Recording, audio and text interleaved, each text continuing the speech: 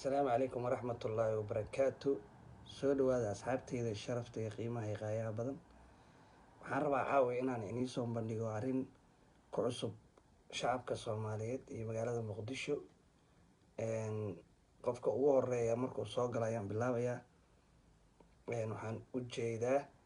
Saadaq Nuura u jeedaa walaalkii macana soo dhawow. marka waxaan rabaa arrintan markaan soo wada yaacdin inaan inii shido. waa arrin dadka Soomaaliyeed ku cusub, waa arrin ummadda Soomaaliyeed ku cusub. wiil keliyihii lagala baxay isbitaal ku yaala magaalada Muqdisho markii aabihii dhalay iyo waalidkii dhalay ay la siiyay cunugaas oo dowladda Soomaaliya loo geeyay oo CID da baartay. cunugaas baaritaan ka bacdi waxaa la ogaaday in keliyaha beerka lagala baxay in muddo ah. markii nafta ay ka baxday 12 beri ayuu ku jiray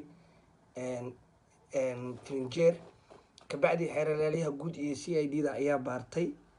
wiilkaas. marka bacdi wiilkaas xeeralyaha guud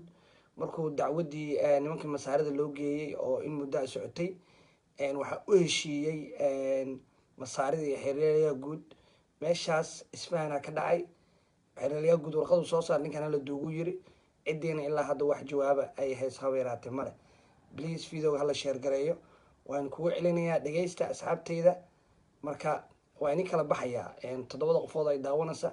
video hala share gareeyo. Zainab Saadaq Indho Uroon waa arrin dadka Soomaaliyeed ku cusub.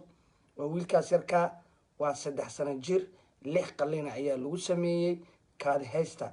marka waxaan rabaa ummadda Soomaaliyeed inay ogaato waxa dadka ay sheegayaan. anigu waxaan diidanahay inaan wax inta inii soo bandhigo wixiina aad tiraaheen niyow beenan wada cabdi soo dhawow. marka video hala share gareeyo dadka soo bataan. waa arrin nagu cusub dadka Soomaaliyeedna ku cusub. Cumar Cabdi soo dhawow. marka waxaan rabaa inaan inii shido wiilkaas yarka aad wada aragtiin keliyaha beerka lagala baxay isbitaal ku yaala magaalada Muqdisho oo Masaari. waxaa lagu leeyahay waxyaabaha ugu yaabka badan waxa waaye bishii ama 2 biloodba dhaqaatiirta waa la bedelaa si aanan loo fahmin. dowladda Soomaaliyana wax ay ka qaban taaba yaraatee male. marka waxaan leeyahay asxaabi oo inkee kala baxayay video horta hal dhageysto. jeer qalin lagu sameeyay 27 maalmood gudahood. Asad Daahir Cumar waxa uu ku dhintay hospitaalka Masaarida ee ku yaala magaalada Muqdisho. waxaa qalinada ku sameeyay Dr. Ahmed Mursi iyo Dr. Alauddin Abdul Aziz. Asad waxaa la geeyay hospitaalka kadib dhaqaatiirta waxa ay sheegeen in kaada haysto uu kaga jiro dhagax, sidaas daraadeedna uu qalin u baahan yahay. Daahir oo ah aabaha dhalay Asad waxaa laga saxay in wiilkiisa kaada haysta laga qali doono, balse waxaa qalin looga sameeyay jirka qaybihiisa kore iyo meelo kale oo aan shaqo ku lahayn kaada haysta sida ka muuqata sawirada Asad.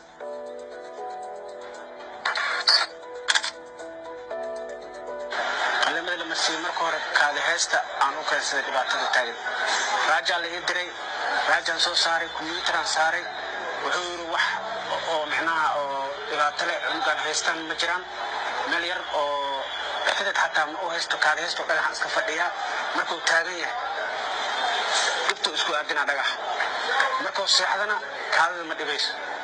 qalin waayo basiid waayo yiri.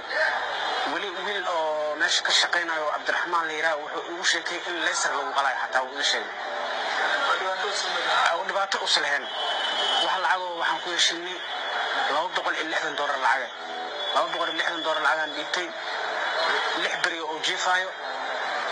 iyo 200 lagu qalay. bisha 5teeda qalin lagu bilaabo. markii bisha 5teeda la qalay bisha 12deeda cunuga qalin labaad oo galay. maxaa sabab markaan dhaana waxay dhaheen caafimaadkiisa ku dadaalayna. waxay dhaheen cunugan caafimaadkiisa aan ku dadaalayna uu dhimi kara uu nolol kara waraaqdan saxiix. maxaan ku saxiixa waa la murmay markaan la murmay odayaashii waxay dhaheen aan ka dhashay cunuga inay caafimaad kugu qaadanay xataa macquul ah u saxiix. sidaan ku saxiixay markii 22 bisha hadal bisha 22keeda qalin saddexda hadal lagu sameeyay oo la leeyahay mandhiciriya banaanka soo wada bixin. kolestamiya waxa la yiraahdaa ma aqaan aniga banaanka oo ka xaara loo sameeyay mandhiciriya joogso waayeen. qalin saddexda hadal loo baahan yahay ina saxiixda loo baahan yahay. war ma saxiixaan dhahay odayaasha isku imaanay odayaashii wada hadleen aniga waxaan u qaatay waa in ninkan dibadda loo qaadayo waraaqaan ii keen waraaqdan saxiixay waraaqdiyaan aniga mid walaalkay aan u saxiixin haddana markaan u saxiixnay wixii ka dambeeyey qolka ICU-da la geeyey cunuga oo emergency-ga mina kooma oo galay oxygen iyo waxbaa lagu xiray madceriya maalinkii haddana soo wada baxeen qolka ICU-da asoo ku jira madceriya soo wada baxeen geedka xaarka ay u sameeyeen oo ku aruuray qolka dhexdiisa haddana camiile loogu sameeyey cunugii wax saxiixa lagala tashtana ma jiraan sheerahan meeshaan oo ka qalnayo meeshaan wadnaha korkooda wadniga meeshaan maxay tahaan dhahay waxay dhaheen dhiig madoobaada meesha fadhiya miyaa ma aqaan waxbay igu sheegeen lugtan qalan maxay tahaan dhahay wax ii taftiri waa waaye hosbitaalkan ayaa waxa uu hoos tagaa hay'ad laga leeyahay dalka Masar dhaqaatiirta la keeno ayaa ah kuwa la bedelo marka ay ayaan joogaan wasaaradda caafimaadka lama ogo in la soo marsiyo ka hor inta aysan dalka ka shaqo bilaabin aabaha dhalay Asad ayaa waxa uu dacwad u gudbiyay xeer ilaalinta qaranka markaas kadibna lama aasin si baaris loogu sameeyo hoggaanka baarista dambiyada CID-da waxay warqadan u qoreen hosbitaalka si wax looga weydiiyo dacwadda lagu soo oogay warqadan marka ay soo baxday waxa si hoos u heshiyay hosbitaalka iyo taliska CID-da waxaana halkaa ku hakaday dacwaddii socotay 13 maalmood markii uu talaajad ku jiray Asad ayaa waxa warqadan soo saaray isla xeer ilaalinta oo amartay in la aaso taliska baarista CID-da xeer ilaalinta qaranka iyo hosbitaalka Masaarida waxaa la tuhunsan yahay inay iska kaashadeen qarinta iyo baabi'inta dambigii dhacay waxa uu cunugana dib soo gaartay dhan buu afkooda waa diideen inay soo marto dhibkaan anagu naga yimid dhan buu iska ilaaliyeen caddeemankii lagu hayay iyo waxaanu qalin maxaa loo keenay markii la dhahaana kolley maamulkii ayaga hadde waxay ugu jawaabeen ma laha maray dhahaan xalaan keenaynaa iyo maray ayaga danahooda gaarka ay bursadaan bis wax hal oo hadda aan ku haysto ama cunugaas xaggiisa ma jiraan والله إلهي حقي سوى حنا مريان واحد أو أنا سجن أو أنا هستو حل مجران لوطة سامش البيس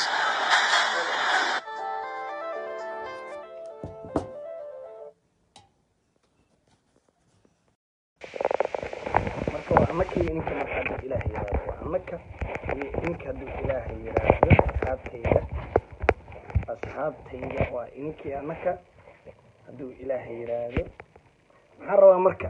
asxaabay fiidooga hala share gareeyo waxaan rabaa marka waxaan soo bandhigayay inaan cadeemo idinkaga keeno waxa sida u dhacayaan waxaan la xiriiray aabihii dhalay oo ilaa maanta contact iyo Facebook qof isticmaalay iyo lambarkiisa markii la siiyay inaan bal xog sax oo sida isagoo live ku jira aad fiidooga ka aragtiin may suurtoobin markii fiidoogan lay soo diray marka waxaan rabaa asxaabay inaan fiidooga share gareysiin masaari dalkan male dalkan Soomaaliya askare in dadkeeni kaliyaha iyo wadnaha lagala baxo oo dhaqaatiir ajaaniba ay dalkii inta yimaadaan bil walbaba ay ka baxaan caruurtii kaliyaha iyo beerka markii dacwad la waagi dad kaliyaha markii ama qof si xun loo qabo dadku qoryo soo qaadan jireen waa dagaalami jireen laakiin hadda dawladda dalka jirta dawladdii CID-dii xeeralyaha guud ee qaranka markii aad dacwadan loo gudbiyeen iyo kiya waxay sameeyeen kiiskii ay galeen kiiskii markay baarayna waxay noqotay in la yiraahdo sidee wax u dhaceen qaabkii cunugan loo qalay operationadii ay ku qasheen cadeymo waraaqado ama carabi ku qornaaday ama ingiriis soo diyaariya sidaas awgeed ma aysan dhicin in wiilkiyo 13 beri ku jira firinjeerka haduu ilaahay yiraahdo caawa ama aan u sheegnaa live aan uga hadli doono hadii uu live-kaas dad Facebook-ga u sheegay ka shida irsaacadu markay tahay hadii uu beri nala soo xiriirina habeen dambe ka soo gelin doona haduu ilaahay yiraahdo marka waxaan rabaa inaan iraado maxeer ilaaliyaha guud ee qaranka iyo CID-da ma waxay ay rabaan in ummadii Soomaaliyeed oo kaliyaha lagala baxayo isbitaalkaas waxa lagu leeyahay 3 bilood ama 4 bilood ama 6 bilood dhaqaatiirta joogto waa la bedelay dhaqaatiir cusub ay imaanaysa dalka waxa ay ku baxayaan iyo waxa ay keenayaan inta marjis kareysana waad aragteen wiilkaada heesta laga hayo in meelahan in kaadheysta wiil laga hayo in haddana meesha la qalo lug la qalo calooshii la qalo waa wax dadka bini aadanka ama ku cusub kaadheysta dhagax markuu uga jiro qofka qaab loo qalay leedahay bliis waxaan ka codsanayaa inaad fiidooga sheergaraysiin waxaa idin ka codsanayaa in ummadda soomaaliyeed aniga wanaag aan kugu soo tabiyaa aabbahaas waxaan idin ballan qaadaya hadduu ilaah yidhaahdo inaan aabbahaas life idin kaga tabin doono fiidooga sheergareeya asxaabay aabbihii keliyaha lagala baxay cunugiisii waxaa la duugay shalay doraad ayaa la duugay markii xeraalayaal guud uu soo saaray waraaqad uu leeyahay wiilka halaga saaro frinjeerka hala qalo marka waxaa rabaa inaan ummadda soomaaliyeed u caddeeyo in dalkeena uusan ka jirin dhakhaatiir la tirkoobo isbitaalada ama hay-ad ama dad loo xil saaray in qofkan qaliinkan uu qofkan ku qalay iyo in waraaqadahan laga guddoomo oo hay-adda CID da iyo xeeralyaha guud qaranka in ay iska kaashadaan caddeemaha dadka lagu qalay iyo ma jirto dalkeena waxa waaye hadda ka hor keliyaha dadka lagala bixi jiray waa la qaadan jiray qofkan waa dhintay qof oo waxaa arkay isaga dhan silac iyo rafaad iyo qarax iyo balaayo soo dilay waa daaweynana ay leeyihiin way qalqalaayeen way kala saqnaa wixii keliyihii beerkii kala baxayen way qalaayeen qofkan waa dhintaa leeyahy marka bas qofkan ool markii horeba shabaqayba calooshiisa ahaydba marka laakiin cabdinaasir tanki oo og salaamay marka waxaan rabaa asxaabay fiidooga sheergareeye aabbahaas maanta cunugiisii la duudsiiyey xaqiisii dowladdiisii xeeralaalihii guud iyo CID dii arrintii ay galeen wax jawaaba afkiina aad ka maqlayseen fideogaas in maanta uusa haysan wax caddayna oo ku filan oo xataa ay dhihi karaan wiilkaagan qaabkaas ayuu u dhintay caddeemaha inay CID soo caddayso in xeeralyaha guud warqad soo qor uu yidhaahdo wiilkan talaajada laga saaro hala duugo marka waxaan rabaa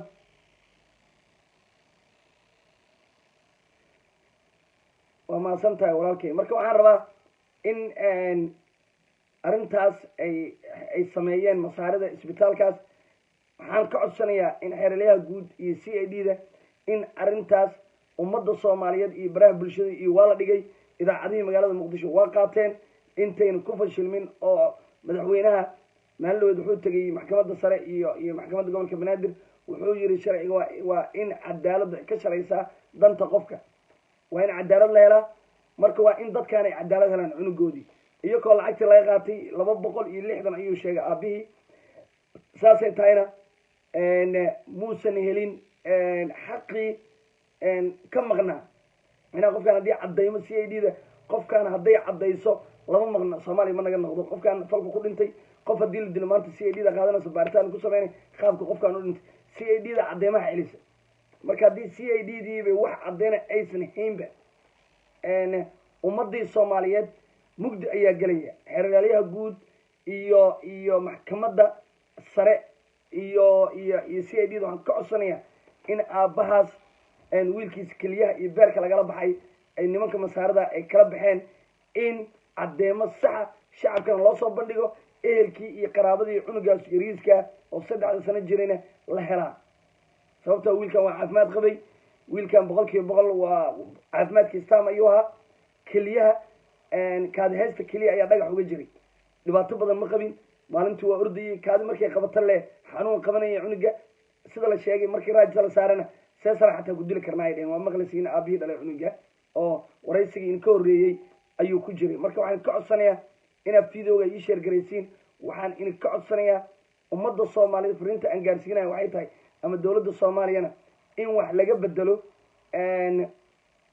elaboorka dadka jooga oo soo galootiga qofkan waxa uu ku socdo in la ogaado in qofkan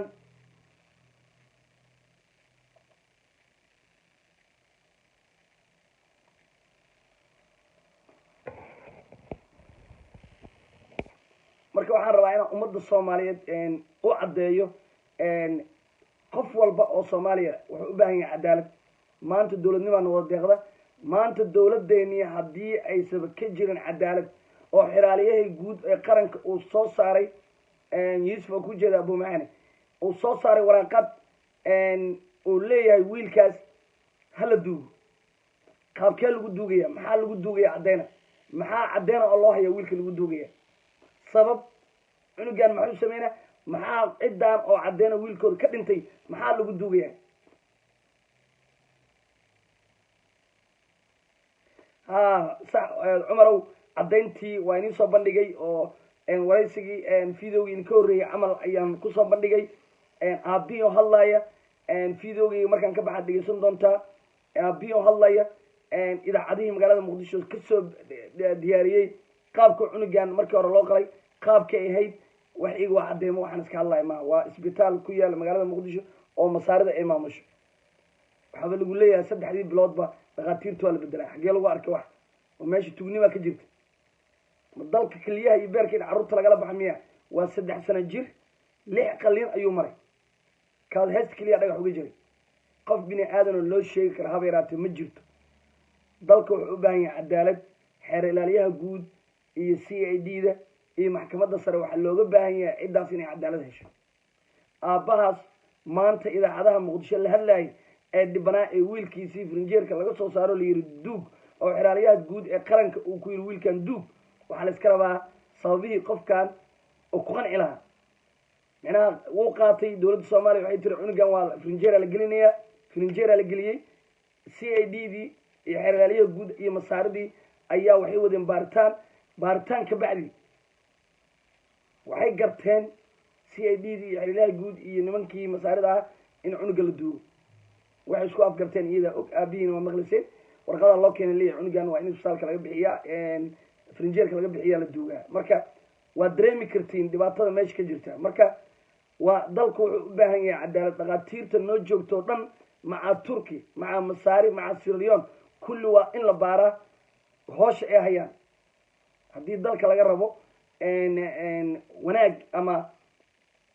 hanad waa kusoo wici doona barada videoga noo sheer gareeya barnaamijka horta si fiican loo dhegeysto dadkuna waa noo soo bataan 20 qofoodana daawanaysa haddaan bilaabay barnaamijkaa noo bato marka waxaan rabaa keliya inaan ka hadlo dadku inay warka dhegeystaana fiican oo ama qofka uu fahmo waxa waaye anaga dowladda mucaaradano waxaan la hadlana waa CID-da ee xiraaliyaha guud iyo maxkamadda qaranka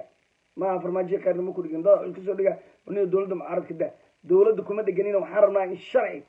aabbahaas maanta cunugiisii keliyaha iyo beerka iyo lagala baxay oo lugaha xataa waa qalan yihiin waxyaabaha dadka ka yaabiyo waxaa kamid a oo caddeemada cunuga meel iska qalleen male meel walba waa laga qalay calooshaa laga qalay intaa laga qalay lug meeshaana laga qalay xaniyihii waa laga qalay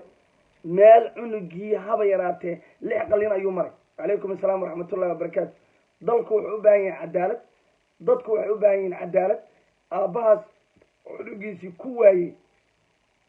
cadaalad darrada waxaan leeyahay dowladda soomaaliya waa inay wax ka qabataa waa in aabbahaas wax uu ku qanco iyo ciddii loo keenaa maasha allah wadani marka waxaan rabaa in aan ummadda soomaaliyeed u caddeeyo meel walba ay joogaan arrintan waa arrin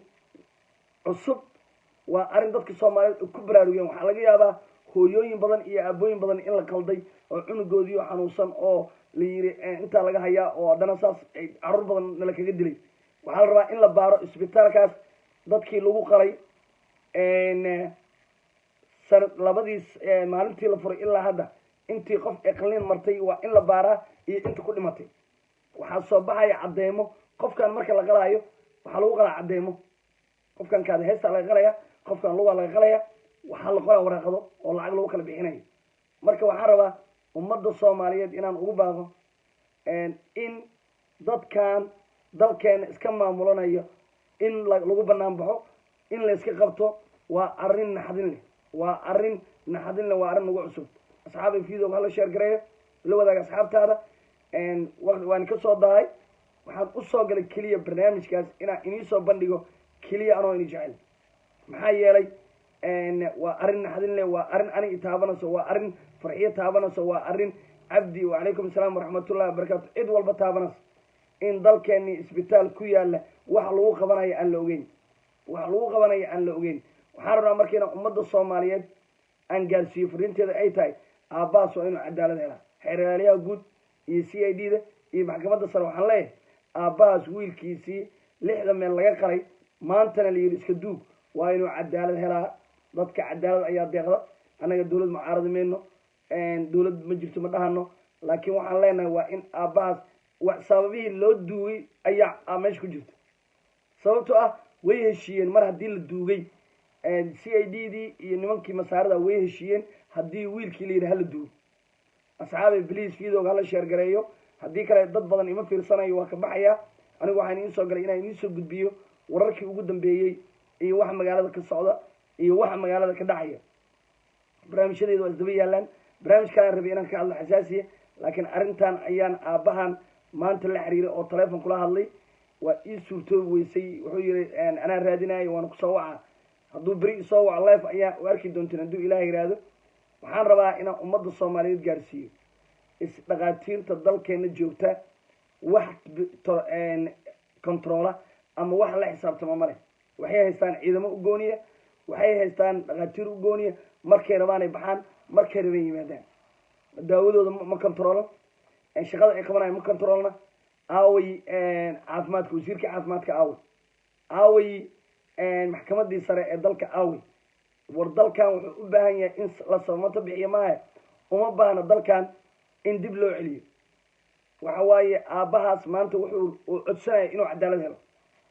wiilkiisii markuu arkay in meel walba laga qalay uu ku waayey qalliin layskaga barbartay wuxuu u tegey ama keliyihii lagala baxayay beerka wuxuu u tegey c i d du meydkii geeyey xeeraalayaha guud oo qaranka la wacay arrintii waa la baaray finjera cunugii la geliyey waxaa la yidhi arrintan waa baaranaa kabacdiina baaritaan kabacdi oo 13 beri uu finjer iskaga jiray doraad ayaa loo keenay waraaqadii la yidhi cunug waa in la duugaa sabab suntaag inaa axmed waa ku salaamay walaashay macaantu allah ku sharfo marka waxaan rabaa asxaabay videoga sheergaraya wax kale uma soo gelin caawa inaan barnaamijkaas keliya in la wadaago cunugaas yarkaa ee keliyaha iyo beerka lagala baxay waxaa waaye dalkeena maanta dadkeena waxaa la rabaa inay ay amni iyo nabad iyo barwaaqo ay ku nooloodaan ee maaha inay cabsi iyo keliyaha lagala baxaa iyo isbitaal noocaana joogo in dalkeena u gaaro maaha cunug yar oo yariisa oo 3 sano jira in keliya lagala baxo iyo beerkii dowladda soomaaliyana ay tiraahdo xereeraha guud iyo c i d dii wiilkan hala duugo aabihii dhalana uu leeyahay war wiilkayga waa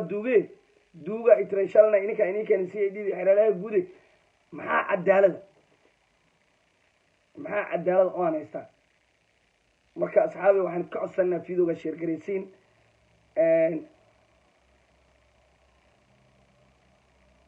amiin anad marka waxaan rabnaa in arrintaas ay dadka soomaaliyeed ay gaarto please videoga ii sheergareeya qof walba 10 qofood ay daawanaysa haddii sheergareeyaan 10 kalaa soo gelaysa 10 waa sii sheergareynay dadku way badanayaan barnaamijka waa la ogaanayaa aabihii dhalay cadaalad ayuu helayaa nimankaas masaaridaana waxay helayaan dad la xisaabtama oo ogaada dadka ay qalayaan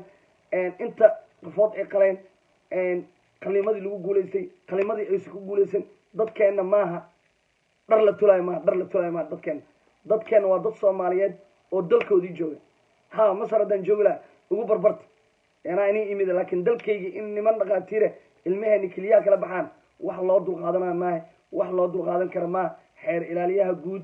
iyo c i d da iyo maxkamadda sare waxaan leeyahay arrintaas haddaynu wax ka qaban waa fashilmateen madaxweynahana waxaa ugu baaqaya maalin dhawood waxaa tiri waa in cadaalad la helaa aabbahaas maanta cadaalad ayuu u baahan yahay aabbahaas maanta cadaalad ayuu u baahan yahay wiilkiisii u jeedo akeliyihii beerka lagala baxay war maxaa waa cunugaan meeshaan ka qalan maya inta saanahayd war maxaa waa cunugaan meeshaan ka qalan inta saanahayd war maxaa waay cunugiisana cunug fiyo oo badar cunaayo hurdaayo seexanayo waa kaadida lay dhibaysa bes war haddii ay xataa wax kama qaban karna ay dhahaan turkiya la geen lahaa meelaha la geen lahaa sesra cunuga dhagax looga soo bixin lahaa war meeqaa keli wallahi waa waxaan leeyahay walaalayaal videoga noo sheer garee anigu wax yar aan inii soo bandhigay anigu waxaan rabaa wararkii ugu dambeeyay inaan inii soo bandhigo dalku inuu horumar gaaraan rabaa maaha dalka inuu dib u dhiniyo jibaan maaha marka waxaan leeyahay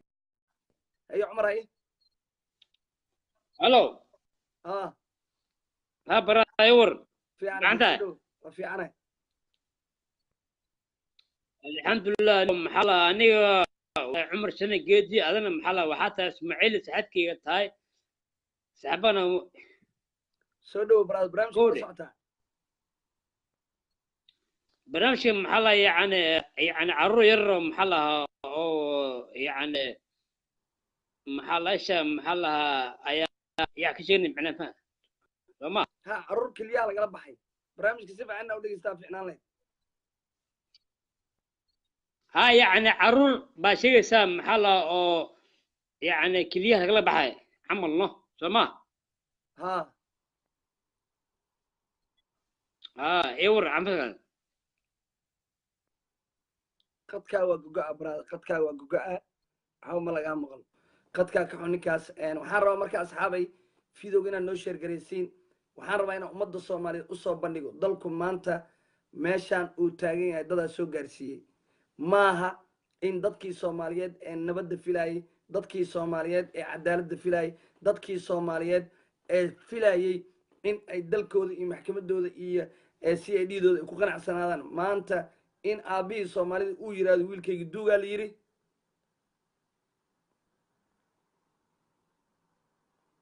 waxaan rabaa marka inaan ummadda soomaaliyeed aan u bandhigo aabbahaas dhibanaha oo cunugiisii keliyihii beerka lagala baxay oo niman masaari ay kala baxeen c a d dii uu keenay xeer ilaaliyihii guud iyo arrintii galay arrintii cunugii farinjeer la geliyey 13 beri baaritaan socday in maalin dhaweyd cunugii la yihahdo hala duugo aabbihii markuu c a d dii tegayna ay dhahaan wax caddeemaha aan ahayn habeeraate ma jirto maxay iyaka ku caddeeyeen cunugan uu ku dhintay ilaa hadda ma hayno marka waxaan leeyahay ummadda soomaaliyeed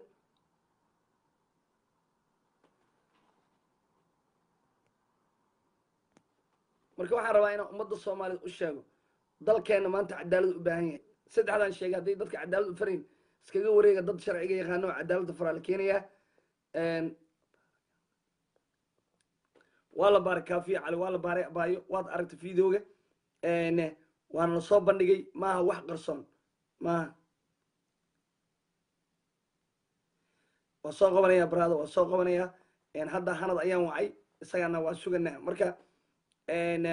qadkaa ka xuna malaynaa marka waxaan rabaa asxaabi videoga la sheer gareeyo dalku wuxuu u baahan yahay maanta cadaalad madaxweynahana waa sheegay c a d d iyo xeerlaaliyaha guudba haddaysa cadaalad farayn qof cadaalad ku qancaayo ma jirto qofkii cunugiisa keliyaha lagala baxo masaarida waa yaqaanaa qoryaha qaata iska dhiciyo sababtoo ah intuu keenay c a d dii oo baaritaan lagu sameeyey qadkaa ka xun ninkan marka waxaan rabaa inaan ummadda soomaaliyeed aan u bayaaniyo aabbahaas ilmihiis keliyaha lagala baxay aabbahaas u baahan cadaalad aabbahaas maanta idaacadaha la hadlayay aabbahaas maanta ummadda soomaaliyeed u soo bandhigay in uu helo cadaalad c a d dii xeerlaaliyihii guud ee qaranka wuxuu yidhahda cunugii hala duugo haddii la duugana wax jawaabo looma hayo waa iska caddaayo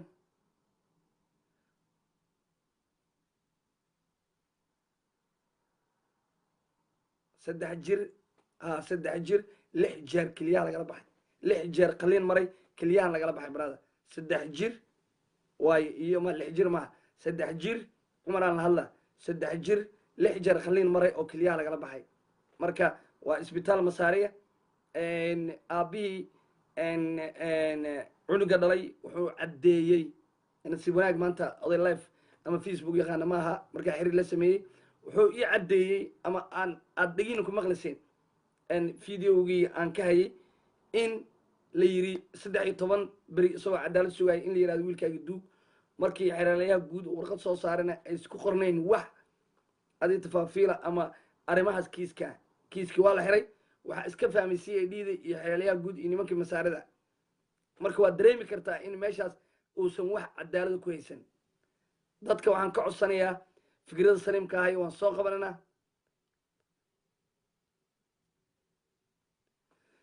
haban videoga waa aragtay abaayo waxaa inii soo bandhigayo waa caddeemo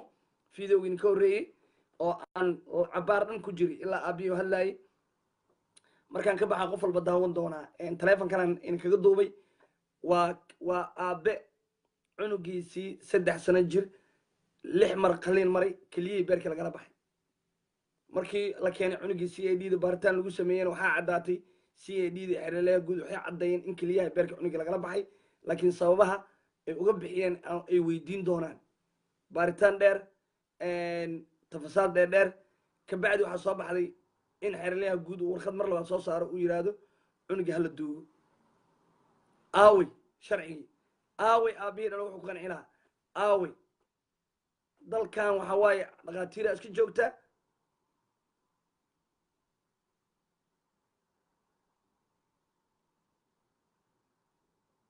marka waxaan leeyahay ummadda soomaaliyeed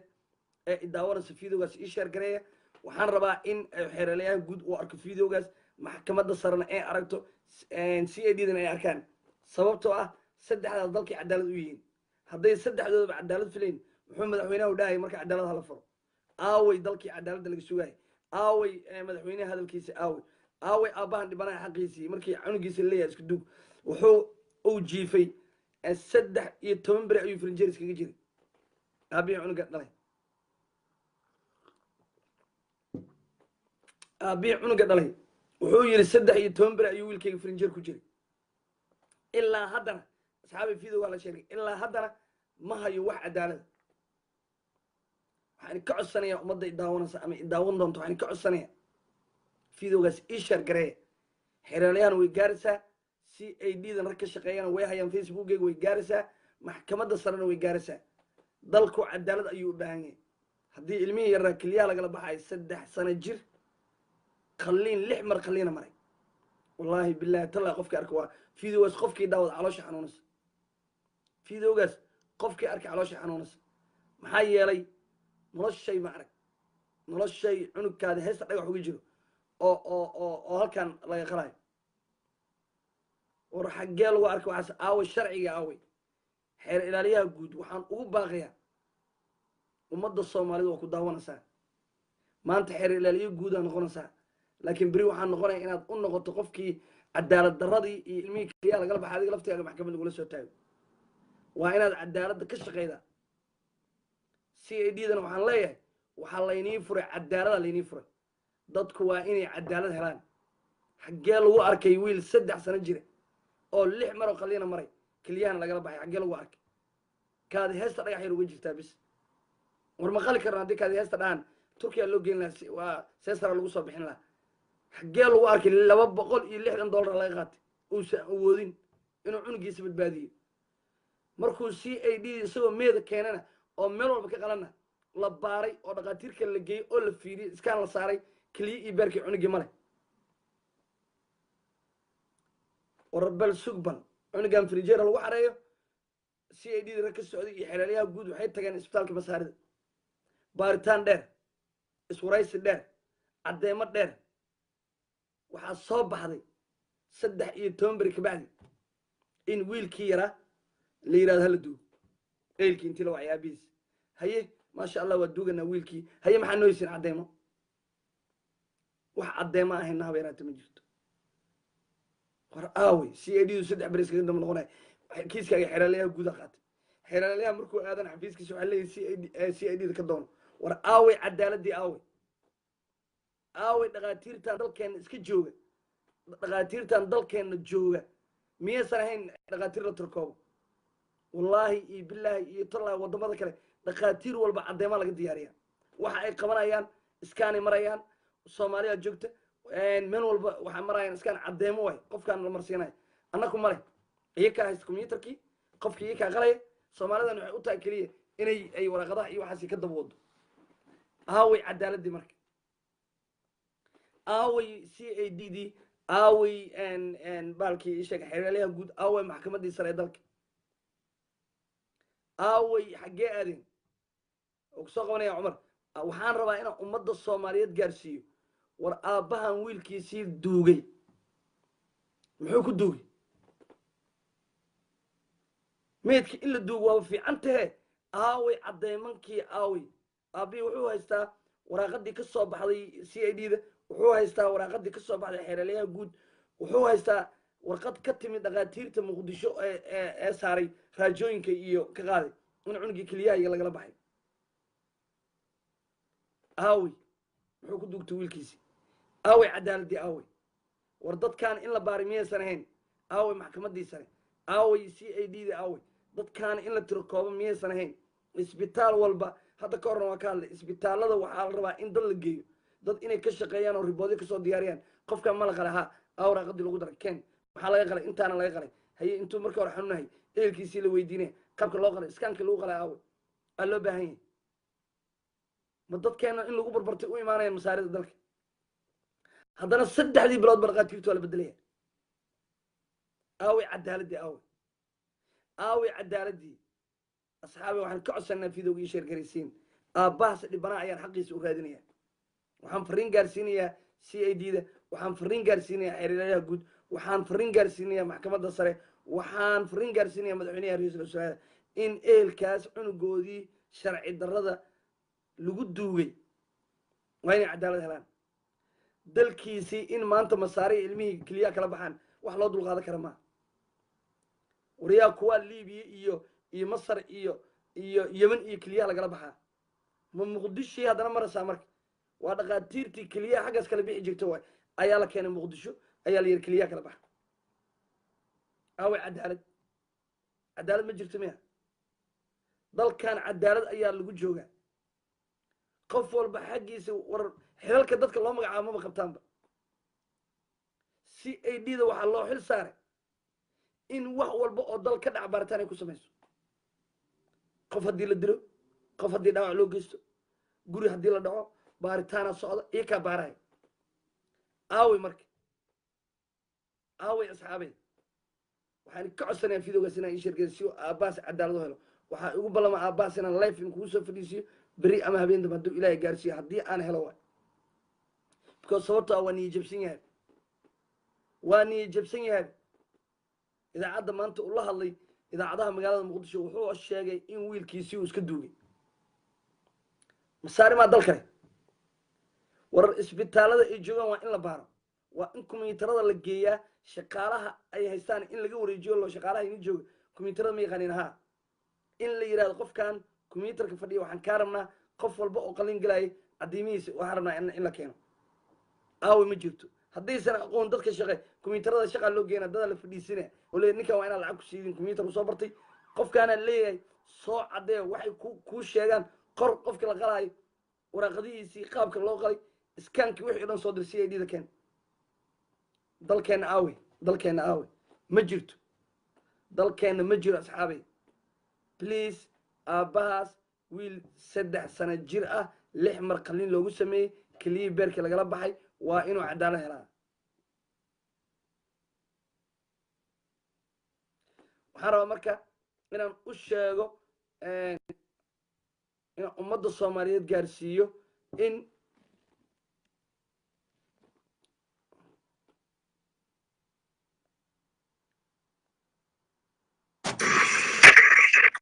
السلام عليكم ورحمة الله. وعليكم السلام ورحمة الله وبركاته.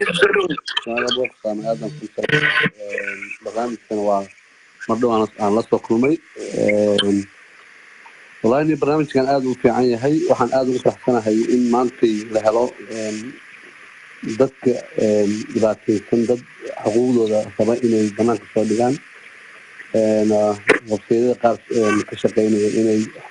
وعدان أو أي زمان إني maxaa la yiraahdaa dadka ay tirtaan dhibaatada loo geysanayo shacabka magaalada muqdisho jooga ama gobolada soomaaliya jooga dhan dadka loo keenayo oo laga leeyahay dhaqaatiir hebel waaye waa la keenaa wasaaradda caafimaadka baaritaan ku samaysay ma haystaan waxbarasho intee la ega haystaan ma yahay qof taqasuska uu wato u qalmo in waddanka la keeno baaritaan noocaasa ma jiraa kow labo ma jirtaa wasaaradda caafimaadka in ay la socoto kontaroolka isbitaalada loo leeyahay brefatiga inay ogaato maxaa la yidhahdaa waxyaabaha ay qabanayaan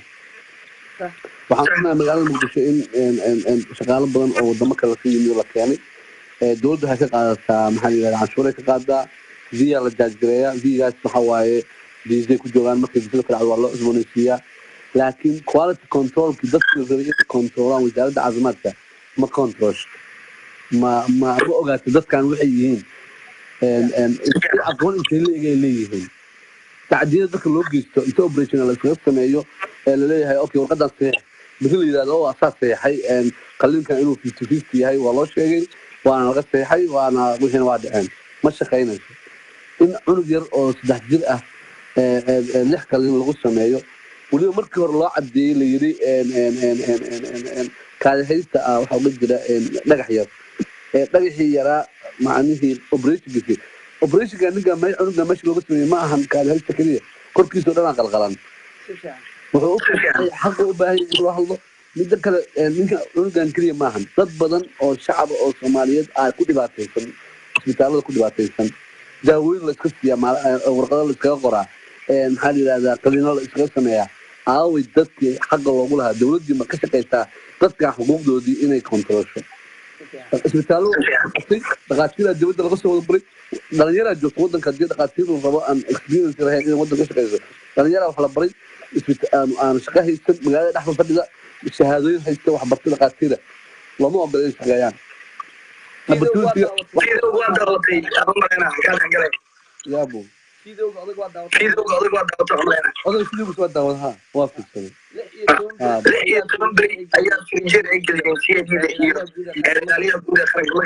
wasaaradda caafimaadka shaqadan iska leeyahay ملسي وزارة دمبي وايو دمبي مركو نقضو سيدي الكينا قفكي وارباليا أضيق عندي ما انتم من الكلام وقراح لي إن وحيو راكب أيبقاتين سمعية سارين لايشو كوميتر إنكي بيبيركي لغرب حي إن عنو جاب وليح قلينا وحالي سمري وحوشاقي وحاسو عديمه هو يسيري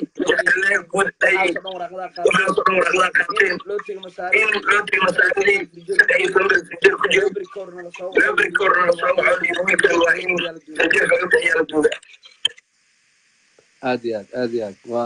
waxa waaye waa waxyaabaha loo baahan in la baaritaan lagu sameeyo waa waxyaabaha u baahan in la ogaado waxyaabaha u baahan hadda hal wiil iyo saddex jiraan u jeednaa laakiin imisa shacab oo dhibaataysan oo aan wax soo bandhiga ay leeyihiin meel ay wax u sheegtaan ay leeyihiin idaacado warka qabtay ay leeyihiin TV warka soo qaaday ay leeyihiin kubanaana dhooban hal qof unug yaskii maaha waa lagu wada dhibaataysan meesha marka dhaqaatiirta wadanka talaskooda keenay isbitaalada weyn inta loo furay maxaa la yiraahdaa security-gooda iyo maxaa la yiraahdaa iyo shaqadooda lagu waardiinayo ma aha waa in la ogaado waxa ay qabanayaan shaqooyinkan muu qalmaan dhakhtarkan miyaa dhakhtarka cudurkan u lahaa experience shahaadooyinkiisa ma la control waxyaaba badan u baahan in la control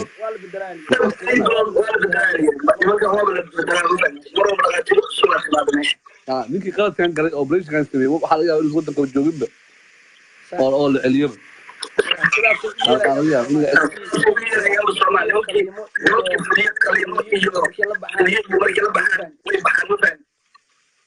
dadkan shacabkan Soomaaliyeed waxay u baahan yihiin dad u dhaqdhaqaaqa oo u hadla u baahan yihiin dadka laftirkooda waxaa laga rabaa markay dhibaato noocaas la kulmaan inaysan aamusin waa inay hadlaan waa inay idaacadaha tagaan waa inay dadka u sheegaan dhibka adiga maanta ku soo gaaray walaalkaagu beri soo gaaraya inaadaalkaagu soo gaaraya ilmahaaga soo gaari karaan waa inaad intaadan maxay tahay dhibka aad qabta lahayd waa inaad sheegtaa si dadka looga badbaadaan waxaan leeyahay barnaamij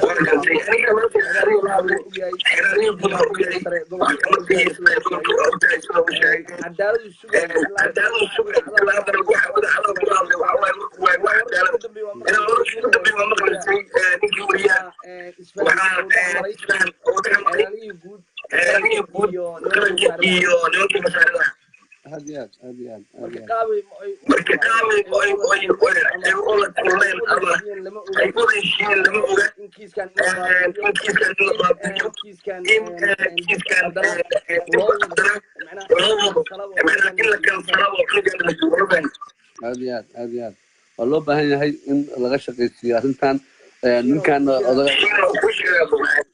waxaan ka codsanayaa dhaqdhaqaaqa wadid aad ugu mahadsantahay barnaamijkaagan aad u jeclahay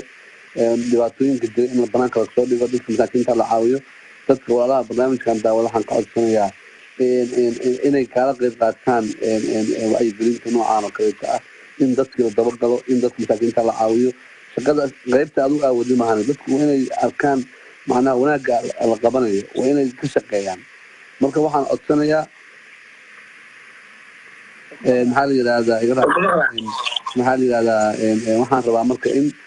barnaamijkan la dabagalo adigana waxaan kaa codsanayaa weliba magaalada muqdisho asxaab badan aad ku leedahay odagaas video live aa usoo fadhiisi lahayd si dadka shacabka aad wala hadashiilahayd oo maqashii lahayd si aad macnihii video live waqti inta qabatid saacadaas soo fadhiisanayaa 1 hour ama noodka beydka kusoo qorta saacad hebla odayga adeerahan soo fadhiisanayaa oo dhibaataysanaa waa in saacad drive laga soo qayb qaato si dadku ay u ogaadaan waqtigaad soo gelaysid maxaa yidhahdaa dadka waxaan ka codsanayaa magaalada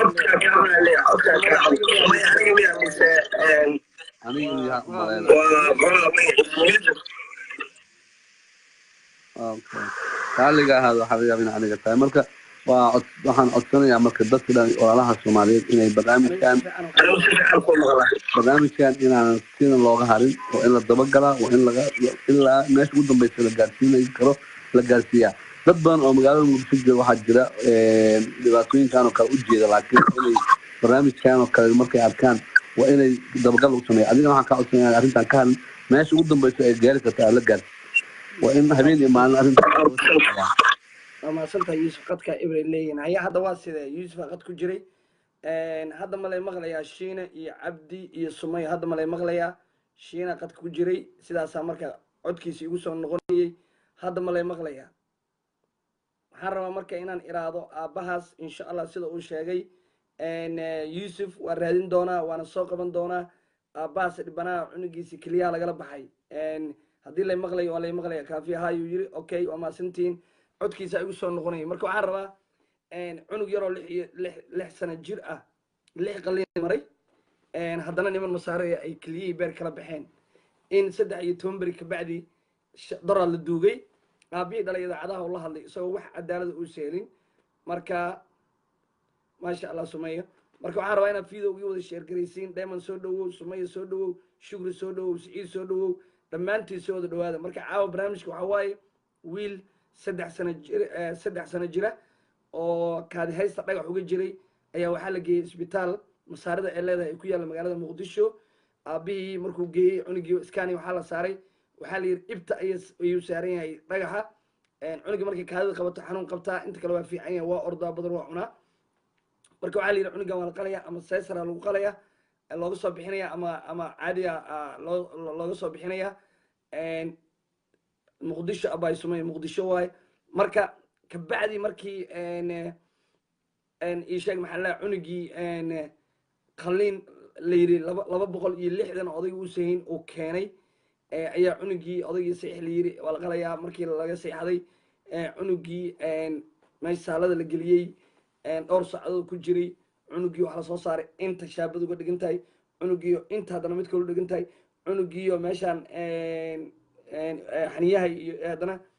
شرطه قد جنتاي محاواي ودهاي عنق حنون هاي ماشى لوجه هاي عنق هذانا حنون كلاسي قبتي نقص كيا كل جي دور الله مال مركويا هذانا خلين كلا هذانا كوسي سمستين عنق واحد حركة إنه تبعين هاي باركي كليه كلاسي بحين ما يلا بدنا لك كبي أضيو حالي عنق عن سلام ونقص كعدي باي حافظ هذا الخاض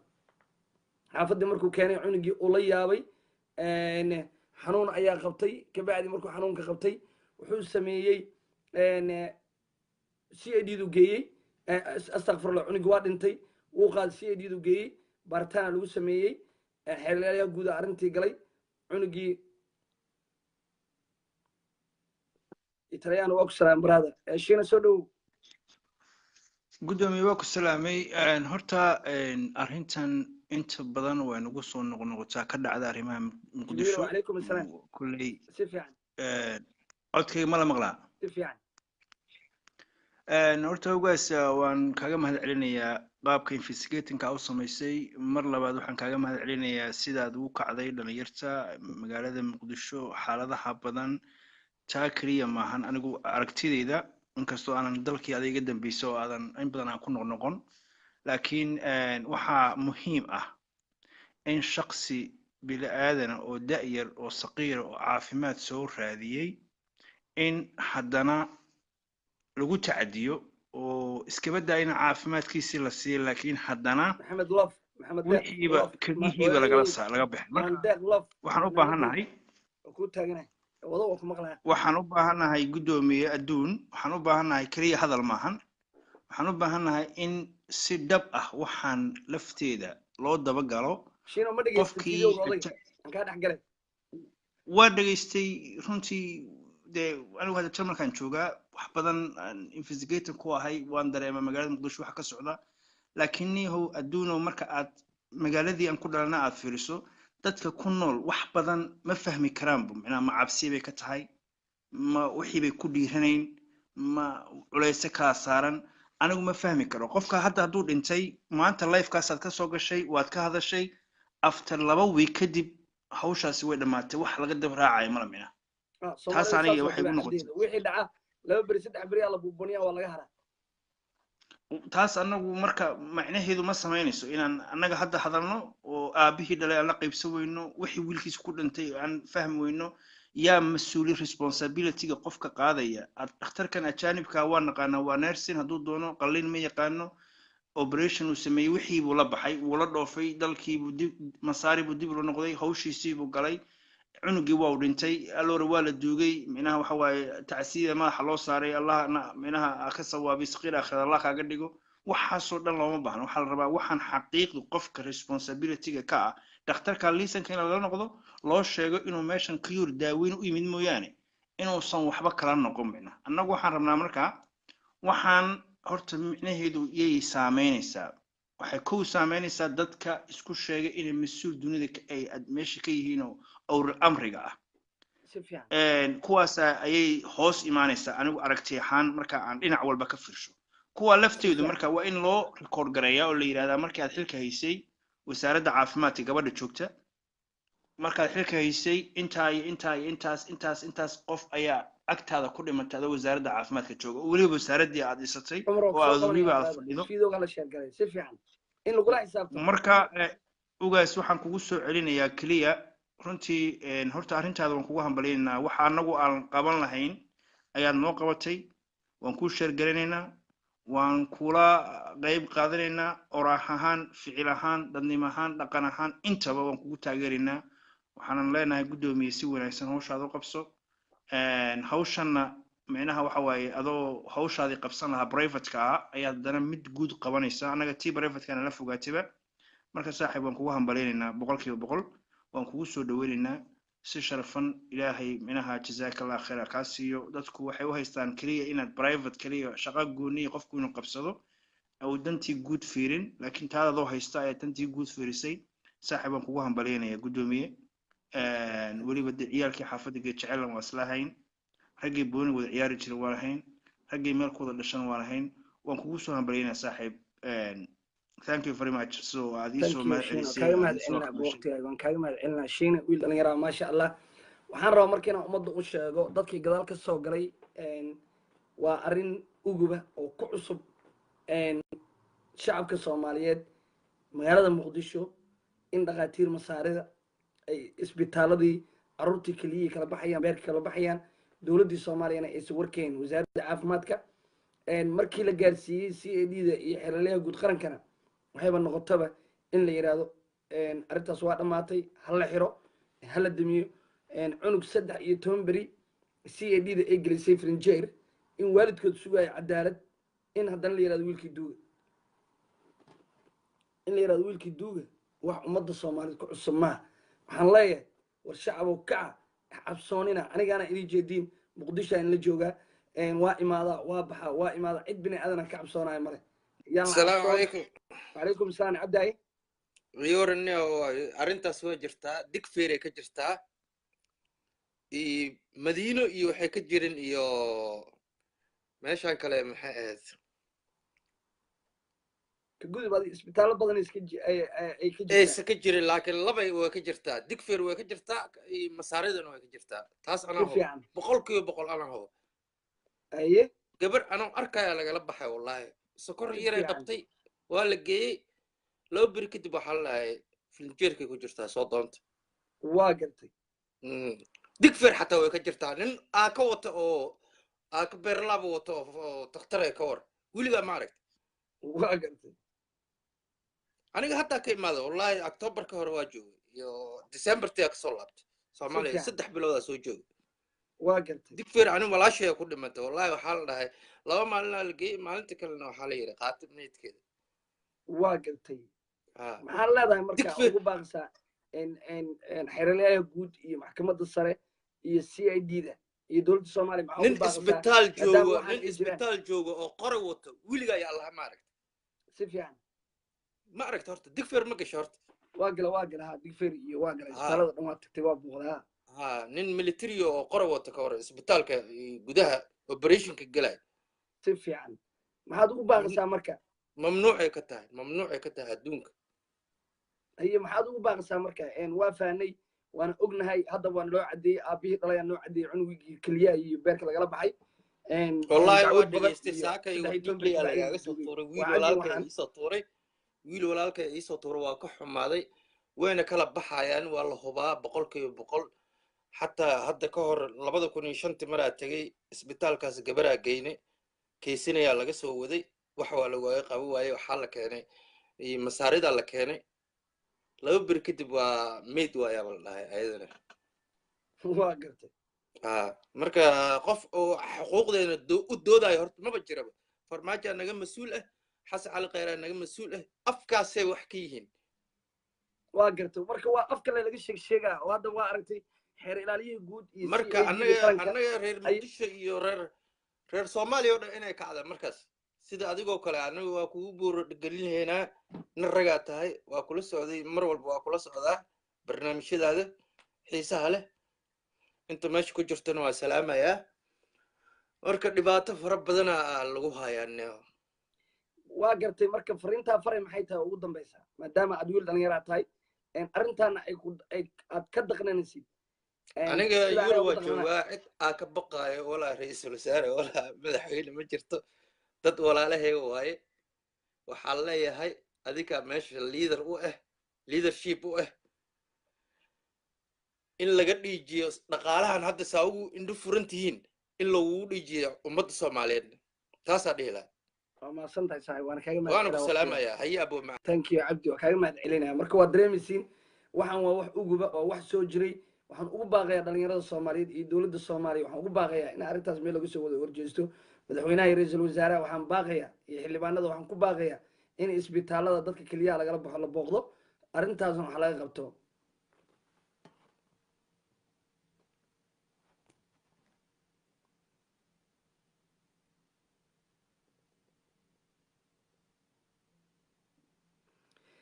ها marka isaga ku sheegay ha laakiin odayga ma noo sheegin masaari ayuu noo sheegay isbitaal masaariya sida live-kiisa ama idaacaddii maanta ka duubtay ay noo tabisay oo haddana aynu kugu tabinayay wiilkan saddexda sano jira oo 6 qalinka maray wuxuu caddeeyey aabahiis in CID-dii iyo xeerlaalaha guud uu caddeeyey iyo baaritaan ka bacdi in wiilkan keliyihii beerka lagala baxay sorry markii arrintii la galayna oo 13 beri la yiri frijeer la geliyay baaritaan la sameynaa after baaritaan ka bacdi waraaqad dambe oo xeerlaalaha soo saaray ayaa wiilka lagu duugay aabihii ilaa hadda wax cadaalad oo loo sheegay habeeraatay ma jirto sida dadku ay noo sheegayaan ama sida hadda shacabka aan wareysanayo ay noo sheegayaan in ay isbitaallo qaar ay ka jiraan in dadka aad u xanuunsan keliyaha dadka lagala baxayo marka waa arrintaas waxaan ugu baaqayaa dowladda soomaaliya iyo cid walba oo ay daawanaysa videogaas daawan doonta inay ii sheer garayso ummadda soomaaliyeedna waxaan leeyahay war ha cabsoonin oo anoo kala noqda maanta waqtiga cabsoon jirno ma joogno 2000 adoo xayaato inaad ku dhimataa kaaga fiican dalkaaga adoo u dhimanayo oo qaylnaya in lagu dilaa fiican dadka qaar iyagoo aamusana la dilaa adoo aamusan intii lagu dilaa adoo qayliyahay dhimo annaka waxaan leenahay dadkeenna qof odaygaas hadda keliyaha lagala baxay wallahi ma aqaano oo bilaahi ma aqaano laakiin waa oday soomaaliyeed waxa keliyaha lagala baxayna waa wiil soomaaliyeed meesha lagala baxayna waa dalkeeni maaha masar libiya keliyaha dadka lagala baxaa oo aad ogtiisiin wiilal soomaaliyada noo sheegeen wiilasheeni south africa lagu dilaya war annaka dal shisheeye intii ilmeheni lagu dhameeyey ayaa haddana dalkeenina lakugu yimid waxaa la ogaada soomaalida inaysan waxba tarayn dad isku xiranaysaen odagaas wax u iilin lahay male waxaa la rabaa inay dhalinyarada bannaan baxdo waxaa la rabaa in dhalinyarada ay kacdo waxaa la rabaa in dhalinyarada iyo dowladda ay gacmaha isqabsadaan ay yidhahdaan wax walbo qaldan oo dowladda lagu soo horjeedan ay ku taageeraan in dowladdana waxay ku saxan tahayna ay ku taageeraan in amniga ay kala shaqeeyaan dowladda in waxa xun ay dowladda ku taageerto banaanbax marka uu dhaco dowladdu waa imaanaysaa maxaa dhaca laleeyahay isbitaalladaasa la xiraa leeyahy madaxweynaha go-aan soo saaraya sidiisaba total ha la xiro dadka joogana waa in xabsiga la wada geeyaa oo si cadaalad loo wada marsiiyo aawey shacbaan kacayn marka soomaalida waa la badartay waa leela kac qarax hadduu hadda dhaco waxaa leeyahay allah qaraxaa dhacay dadaa ku dhintay wiila wuxuu soo qoraa allah adeerkaya ku dhintay ama laba beriyo socone way degaysaa soomaalida dhiigga lahaa dhan way baaba'een war kaca oo ilaahay ka cabsooda oo dalkiina daafacda madaxda soomaaliyeedna waxaan leeyahay war dadka u naxariista oo maanta waxaan joognaa 2018 xilkan waxaa u haysaa xeeralayaha guud iyo maxkamadda sare ninka jooga iyo CID da waxaan leeyahay war dadku cadaaladda ininka rabaana dadku cadaalad fara dadka haddayn u cadaalad farin iskaga taga meesha waa arrin laga naxo in wiil yaroo 3 sano jira in 6 qalliin uu maro keliya beerka lagala baxo odaygii dhalana isagoo meel walba faashad uga dhigantaa lasoo siiyo oo naftu ay dhibaso markii gurigii keenana oo nafta ka dhacdo waa arrin wallaahi billaahi tallaahi laga xumaado waa arrin ummadda soomaaliyeed mugdi gelinaysa waa arrin ummadda soomaaliyeed cabsi gelinaysa in dalkoodii keliya lagala baxayo waa ayaan daro waxaan leeyahay aabbahaasna waad inaa cadaalad heshaa waa gadanayaan aabbahay sumay waa la gadanaya waa la qaadanaya masar oo kale keliya looga baahan yahay keli cid walba u baahan aabbahay dalka ingiriiska u baahan keli oo waalantee qofa xanuunsan haddaa tiraa kelidaada u saara oo lagu baahan yahay keli sideedaba waa loo baahan yahay aabbahay marka waxa waaye waa loo soo dirayba dadkeenna qaab walbaa loo dhamaynaya dadkeenna qaab walbaa loo dhamaynaya qaraxa lagu dhamaynaya dilaa lagu dhamaynaya keliyaa lagala baxaya isbitaaladeenii oo dalkeeniya maantana ay maraysaa waa arrin aad iyo aad u nasiib xun waxaan leeyahay asxaabi fiidow ii sheergaree cabdi warsame waa kuu jeedaa wacalaykum assalaam walaalkay soo dhawow waxaan leeyahay cid walba oo fiidowgan daawan doontana waxaan leeyahay aabbahaasuu cadaalad u helo fiidowg hala sheergareeyo aabbahaasuu cadaalad u helo fiidowg hala sheergareeyo sami waa kuu jeedaa ismaaciil marka waxaan leeyahay wiil yar oo 3 sano jira in keliyii lagala baxay niman masaari ay kala baxeen cunugii iska dileen waxaan ugu baaqayaa ummadda soomaaliyeed ee idaawan doonta ama idaawanaysa waxaan leeyahay in aabbahaasu cadaalad helo waa inuu cadaalad helaa waa in oo dadka soomaaliyeedna waxaan leeyahay war kaca oo dhiig yeesha oo ka dhidhiya waxyaabaha xun dalkiina halo asalaamu calaykum waraxmatullahi wabarakaatu gudoomiye halo gudoomiye oo ku salaamaya asalaamu calaykum wacalaykum assalaam soo dhawow saaxiib codkaaga waa fog yahay gudoomiye hadda ma ii maqashaa si fiican si fiican wallahi niyahow arrintan aa ka dhawaajisay aad iyo aad ayaa dadkii ay u damaqday waa arrin la yaab leh oo weliba wax laga naxa oo weliba sii dhaaftayba naxdin xataa dhaaftay cunug yar oo maskiina oo caawinaad u baahnaa oo dalkiisii joogo isbitaal tegay marka wallahi arrin lala yaabo waa niyow maya weli ma daawan laakiin codkaagan kusoo baraarugay hadda aniga lifeka meesheeda koray saaran tahay life ka horna waa geliyey lifekana waa ka daawan doontaa markaan ka baxo bagekayga meesha horena waa saaran yahay iyadoo dhammaystiran oo si fiican loo habeeyey oo wiil soomaaliyada wariyaa uu ka diyaariyey odagiioo hadlaaya qaabka cunugan oo markii hore isbitaalka loo geeyey lacagta laga qaaday cid walba oo daawanaysa waxaan leeyahay sorry waa ka xumahay bagekayga ayuu saaran yahay fideogii meesha ugu horeysa bagekayga markaa geshid waad ka helaysaa fideoga ugu dambeeya waaye oo markii maanta laysoo diray aan dhigay marka waxaan leeyahay qofkii raba fideogaas cunuga qaabkii keliyaha lagala baxay iyo qaabkii cunugan loo duugay iyo inta beri waxaan rabaa uu walaalkii xasuusiyey dadkii oo ku jira marka hore daawanayay oo live telefonkan ka duubay oo telefonkan uga shiday dadka daawan doona waxaan leeyahay bagekayga meesha hore ayuu saaran yahay bagekayga meesha hore ayuu saaran yahay maantaana dhigay hala fiirsado qof walba suu ogaada xaqiiqada dhacday ummadda soomaaliyeed waxaan leeyahay waxaan idiin soo madhigayo waa xaqiiqo aabbiyo hadlaaya qaabkii u dhacday qaabkii cunugiisa loo qalay lacagta laga qaatay inta beri isbitaal ku jiray markii dambana uu duugay soo dhowo marka gudoomiye aad umaasan tahay sida wanaagsan oo aad wax u faahfaahisay marka gudoomiye waxaan rabaa inaan ku weydiiyo isbitaalka ma isbitaalada soomaalida ay gacanta ku hayaana mise isbitaal kale oo ama noo sharaxi kartaa isbitaalada saas sameeyey dad soomaalida gacanta ku haysa magaalada muqdisho ku yaala masaarida waxaan umalaynaya inuu degmada hodan ku yaalo sida aan qiyaasayo ama aan ku maqli jiro weli ma tegin isbitaalkaas laakiin masaari ayaa gacanta ku haysa ma garan okay si fiican marka masaarida bilood ama 4 bilood ama 5 bilood dhaqaatiirtu waa la bedelaa ma fahanti ma joogaan laakiin waxaas markay dhaceen waddanka dowladda ka jirto oo cunugii baaritaan lagu sameeyo la xaqiijiyey in oo arrintan ay dhacday isla markiiba ninka arrintaas ku sameeyey maxaa xabsiga loo dhigi waayo ama loo xiri waayo aan kaa dhex galo cabdiyow horta live-kana anigana si fiican horta iga fahmi doontaa markaan live-ka ka baxana waxaad ka arki doontaa page-kayga meesha hore xaqiiqada jirta laakiin waxaan kuu sheegayaa cunugan markii meel walba laga qalay adiga 6 meelood ayuu cunugan qalliin ka galay 6 meelood markuu odaygii la yaabay oo cunugii naqaska ku dhagaayo oo cunugii uu fikrayana waxaa la keenay xaafadii loo qaaday markii la yiri dhagaxiina waa ka saarnay cunugiina waa kaas naqasahay inta saxara ku dhigtay guriga markuu keenay cunugii naftaa ka baxday ma garan bismillah isla markii waa qaadan CID-da geyn waxay dhaheen cunugeena intaasoo meel laga qalay annagana uma dirin cunugan kaada heystaa jirta oo dacwadii bilaabeen hala baaraa la yiri dhakhtar oo Soomaaliya loo geeyey iskaana la saaray raaja la saaray cunugan kaliya beerka labada waa ka maqeen ma garan صح markii CID-dii ay caddeymay heshay in wiilkan meelahaas lagala baxay xeelalayaha guud oo qaranka la wacay arrinta xeelalayaha guud oo qaranka galay isagii nimankii masaarida in 13 beri cunug wuxuu yiri frinjeer hala geliyo frinjeer ka bacdiina 13 beri ka bacdi ayuu jawaab ku soo celiyay aabihii dhalay iyo qoyskii cunuga wuxuu yiri waraaqadu soo saaray uu leeyahay cunugan hala duugo aniga amarkayga waaye waayahay dheen ciddii markay la hadleen xiriir la sameeyay xeelalayaha guudna uu ka gaabsaday inuu wax faahfaahin siiyo CID-da tageen waxay dheen kiiskaaga xeelalayaha guudahaya maanta ayuu idaacadii iskugu yeeray muqdisho ayuuna kula hadlay halkaas uuna caddeeyey in cunugiisii keliyii lagala baxay nimankaasna 6 meelood ay ka qaleen ilaa haddana dowladdii Soomaaliya ama CID-dii ama xeelalayaha guud uusan wax jawaab ku soo celin iyadoo marka faafsiran inta beri meeshaad ka heli doontaa haddaan live ka jira xataa meesha hore ka gal page-kayga meesha hore uu saaran yahay iyadoo dhammaystiran marka niyo waa arrinta meesha ka fududaa ku sheega arrinta meesha ka fudud haddana ciddii iska duuga in la yiraahdo arrinta meesha ka fududaan ku sheegaaba oo aad u fududahay si fiican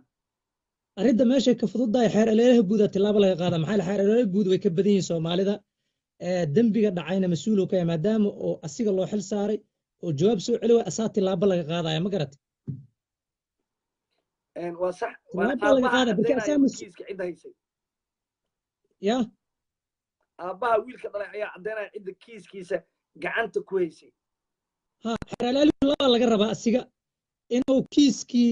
ciddii qaadatay oo dhibkaas ilaa asaa gacanta ku hayay oo sheegay in cunuga la duugo cunuga waa la duugay dembiga cidda gashay iyo in tilaabo laga qaado iyo arrimahaas oo dhan uu caddeynaya haddii uu caddeey waayana maxkamadda la soo taagaya wuxuu sheegay in isaga gabar la dhalatay isbitaal keedsanay la geeyey kabacdina digfeer la keenay iyadana sidaas oo kale qaliimo tiro badan intii lagu sameeyey kabacdina la yiri gabadhan waa meeda qaata ma fahamti maya dhibaatadaas hadday ku soo kordhay oo weliba dalkii lagu samaynayo oo dowladdii dadkii ku jira xeelero ay wixii daboolayaan waa arrin la yaab leh cunug maskiine oo waalidkiis ay caafimaad u geeyeen oo weliba xeer ilaalihii waxaa dhici karta xeer ilaalihi inuu lacag qaatay oo macnaha la yidhi iska aamus lacagna qaada la yidhi lacag badan la siiyey taasaa dhici karta laakiin taas wax loo dulqaaday wiilka wariyaha ee magaalada muqdisho jooga wuxuu warka ku soo qatimayaa wuxuu leeyahay waxaa isfahmeen xeer ilaalihii iyo nimankii masaarida waa isfahmeen sidaas ayaana kiiskii uu ku dhammaaday ma garan ma dhammaan karo Soomaalida ka badan kiiskan waa kiis banaanka u soo baxay waa kiis idaacadaha ay ka hadleen waa kiis uu odagii ka hadlay xeer ilaaliyahan waa la garanayaa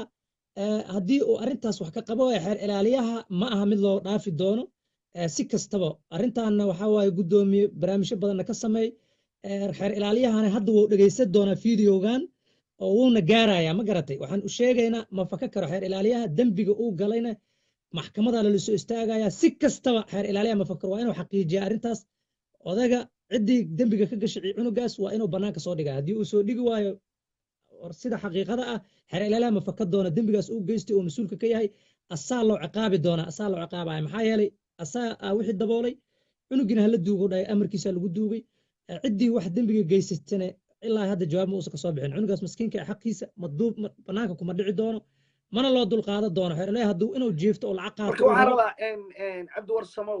oo maasantahay waqtigaana siiday waxaan rabaa inaad intaada seexan aad page-kayga intaa geshid horta aad fiidiyowga daawatid kabacdina aad message-ka qoraal igu soo qortid iyadoo markaad si fiican intaa u dhegaysatid wiilka wariyaha qaabka odayga u wareysanayo qaabka odayga u hadlaayo qaabka cunugiisii uu dhakhtarku geeyey lacagta laga qaatay wixii dhan waa ku xiran tahay aniga waa igu baratay aniga wixii qofna ma mucaarado dowladda waxaad samaysay waxaasaa dadkii aniga wax ma buubuuniyey ilaa wax aan arko fideogan magaalada muqdisho laga soo diray maanta markii idaacadaha dhameeyeen dadaa waxay dhaheen guddoomiye barnaamijyadaas waa inaad ka hadashaa odaygii waa la xiriir lambarkiisa yaa la siiyey wuxuu yidhi aniga life ma aqaano meel waxaasaan deganahay madiino korkeeda marka insha allah dadaan raadin doonaa lambarkaagana waa haystaa anaan kusoo wici doono dhaha ma garan gudoomiye arrin fiican waaye fideogan waa daawanayaa inaan odaygii life u soo geliyo oo odaygii aan waraysto oo odaygii ilaahay hadduu idmo juhdi badan ayaan gelin doonaa dadaan ku xiri doonaa magaalada jooga inay xataa life facebook usoo geliyaan ama aniga ugu soo xiraan ma garan si fiican wallahi dadaala wadaa gudoomiye waa run arrintaas samey anigana videogan waa daawanaya sida barnaamijka laga sameeyay markaa dhamaysato message kala soo hadal haduu ilaahay yiraahdo cid walba oo daawanaysa waxaan leeyahay videoga aan ka hadlaayo iyadoo dhammaystiran waxay keenaysaa page-kayga meesha hore ha gasho magacayga markay ku qorto u soo baxaya markaas haddii gudoomiye arrintan meesha hore saaran dhageyso faahfaahi intaad aniga dhiileed mucaarada tahay beena buuxinaysaa beena sheegaysaa gudoomiye arrintan aamin maya gudoomiye arrintan aamin haddii ay caddaato arrintaas oo xeer ilaaliyahana ku caddaato oo ay ku caddaato maxay ahayd ii sheeg arrintan oo markaan dhegeysto oo waxaad dhegeysto xeer ilaaliyahaas ciqaabta tii ugu darneed oo mari doonaa wax haddaba ha dhegeysto hana fiirsado in looga hari doonin oo aan dadka ay indhahooda soo jeedaan oo arrintaana la ogyahay lana daba socdo haddaba ha ogaad videogan ugu gaaraya runtii sida xaqiiqada haddii uu u maleeyo qof bini aadan ah oo nool oo ilaahay abuurtay sidii xoolihii camal inta loo qalo wixii la rabo laga samaystay layska tuuro oo asigan inuu ku jiifto uu rabo taasi ma dhici doonto xeer ilaaliyaha wuxuu rabo macnaha ii sheeg dadka mas-uuliyadda uu qaaday oo dadka inuu ku ilaaliyo ahayd oo ku difaaco oo ku ilaaliyo xaquuqda ku ilaaliyo mana laga yeeli doono gudoomiye arrintan waa lagama haraayo waa la daba kacaya juhdi lacag iyo wax cabdi warsame ila soo hadal live-ka markaad videoga hadda fiirsato barnaamijkan la soco videogan fiirso labada barnaamij isla soco insha Allah markaan ka baxano way soo wacnaa insha Allah gudoomiye aad ayaab waa mahadsan tahay waxaan rabaa marka uu xasuusiye cabdi barnaamijka aan ka hadlaayo videogiiskayga meesha hore ayuu saaray halo asalaamu calaykum dhawaa gudoomiye seetaa gudoomiye sumaya waa fiirsadaa umaleynaa cid walba waxaan leeyahay oo idaawanaysa ama idaawan doonto barnaamijkayga wiilkiisii odaygii wiilkiisi keliyaa lagala baxay page-kayga meesha uu saaran yahay oo fiirsadaan video waa iyadoo dhammaystiran soo dhow walaalka waa dhawaa walaala macana gudoomiye seeta xaaladda ka hore niyow arrintan aad bay u naxdin badan tahay niyow xataa videoga dhammaysan waaye haddaan markaan soo sheegtaan daawaday page-kaaga galay waaba dhammaysan waayeba niyow waa arrin aad iyo aad looga naxo Soomaaliinta dhulkeeda la soo baaba'shay waa arkay niyo waaba dhammaysan waayeba xataa niyo ilin baa igu soo istaagay sax waa xaqiiqa saaxib aad baa waa dhammaysan xataa waa dhammaysan waayo xidmihii baa lasoo saaray kaadahaysi xidmo maxaa isku keenay lugti iyo kaadahaysi maxaa isku keenay lugti baa xataa laga qalqalay inta faashada ku dhigan waa arag Soomaa videoga markaa daawad ha niyo lugti kaadahaysi waa laga hayaabaa lugti kaadahaysi maxaa isku keenay lugti waa faashado looga xirxiray buu yiri markii dambe wuxuu yiri waxa wadnihii waa laga qalay wadnihii way kala baxeen xataa si fiican cunuga socona loo qalay 6 meel waxa lagu leeyahay 6 qalliin oo maray cunuga 6 qalliin oo maray niyo Soomaali inta dhulkeeda iyo kheyraadkeeda la baaba'shay ayaga hadda in xubnahood laga ganacsado loo soo jeestay marka dawladda iyo wixii ku shuqulle iyo dadka inta dadka loo kaco laga qabto waxa cadowga laga qabto waa insha Allah may wafrintan waa gaarsiinana dad badan oo muqdisho jooga ugu xiran gudoomiyaal degmooyin rag oo xildhibaanada Facebook friendsna arrintaas in badan way gaareen laakiin waxaan rabaa in ay share gareeyaan iyada lagu share gareeyo si ay insha Allah maantaan soo dhigay aabiyo Allah iyada dhamaystiran idaacadaha magaalada muqdisho ka duubay odagaas oo baahan waxaan u baahanahay warniyo waa gaarsiinaynaa waa sheer garaynaynaa haddana intaan dad aqaanaan taa ku wada dhahaya waa kaala degayaa niyo ninka ha loo kaco Soomaali ha loo kaco ha la dadaalo niyo haddii kale biri carruurteena kusoo labalaabanaysa iyo dadka iyo ehelkeeni maanta nin islaameed nin Soomaaliyeed ku dhacday nin Soomaaliyeed nin islaameed ilaa brito si aan odagaas haddii xataa uu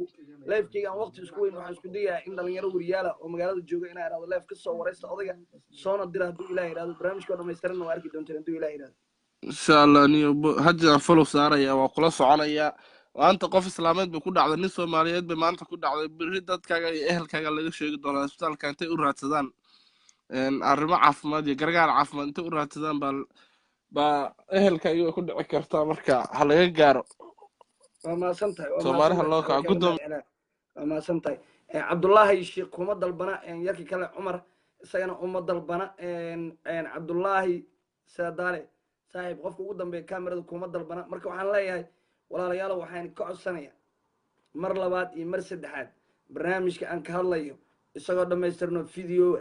cunugii keliyaha lagala baxay oo 6 qallinkaa maro 3 sano jiray barnaamijkayga meesha hore ayuu saaran yahay bagekayga meesha hore ka fiirsada isagoo dhammaystiran videogii oo dhammaystiran odaygii oo hadlaya odaygii wiilka dhalay cunugii oo 6 meel faashada uga dhigan tahay 6 qallin maray ayaa saaran bagekayga meesha hore hala daawado videogaas